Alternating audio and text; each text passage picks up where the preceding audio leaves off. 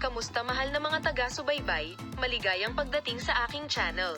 Ngayon ay magbabahagi ako ng bagong video para sa iyo. Huwag kalimutang mag-subscribe sa aking channel para sa mga detalye ng balita sa magazine, i-like ang aking video at suportahan kami.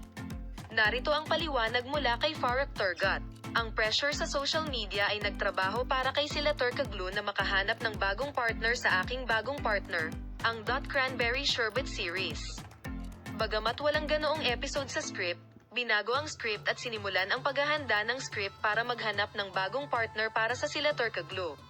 Narito ang sorpresang pangalan at paliwanag para kay Farrokh Turgot.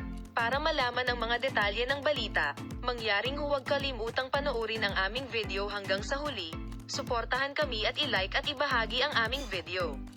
Ang mga kasalukuyang balita ay nasa aking espesyal na channel.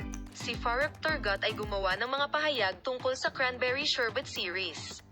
Aniya, mas magiging epektibo ang Cranberry Sherbet series sa loob ng 2 seasons at ikagulat ng mga manonood. Si Farrokh Turgot, na nagbigay ng clue tungkol sa sitwasyong ito, ay inihayag din na ilang malalaking pangalan ang maaaring isama bilang mga guest actor sa serye.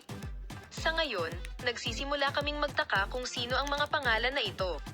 Mabuti, ano ang palagay mo tungkol sa paksang ito? Ikalulugod namin kung ibabahagi mo ang iyong mga saloobin sa amin sa seksyon ng mga komento.